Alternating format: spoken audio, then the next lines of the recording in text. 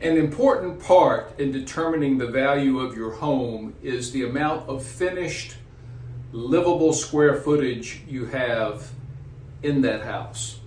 And what we see happen sometimes is that people think they have a certain amount of living space, a certain amount of finished square footage, and they really don't. Well, they do in a way, but they don't in a way. And that can affect the value. What I'm talking about is sometimes I'll find myself at a house where the basement is finished, or it's a Cape Cod and the upstairs is finished. You're walking through the space, it has walls, it has some sheetrock, the ceilings are done, it might have carpet or some other material on the floor. But upon closer investigation, it's realized that there's no heating or air conditioning in that space. There's no ductwork providing the air to that space. There's no form of heat. And what happens is oftentimes when you go to sell that house, the bank will send an appraiser out to make sure it's worth what it's being sold for, and that man or woman, they will not count as finished square footage that space. Even though it looks like it should be counted as finished square footage, because it doesn't have heating and air, they don't count it. Or if they do count it, they don't count it at a price per square foot as high as if it did have heating and air.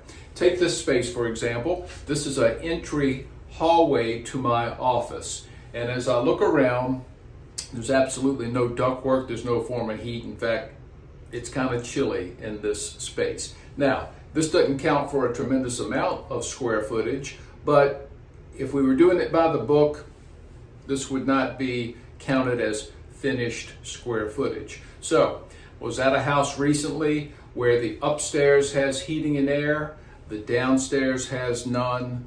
The downstairs looks very livable, but when we go to sell that, if there's a bank involved and if an appraisal's done, it can really affect the value of that house. What's the answer? Well, maybe install electric baseboard heat. The heat's the most important part of this equation. And that's an easy remedy to put in some electric baseboard heat, maybe revive an old form of heating that used to be used on that lower level. If it's upstairs that doesn't have the heating and air, it could be a mini split, a small heat pump I see used sometime to provide some sort of heat to that upstairs. So as you move towards selling your house, consider all of your space. Is it all heated and cooled? If not, it's worth providing heat to certain areas if that's all it takes to make it count as finished square footage. In an appraiser's eyes, that can drive the value up significantly. Have a great week.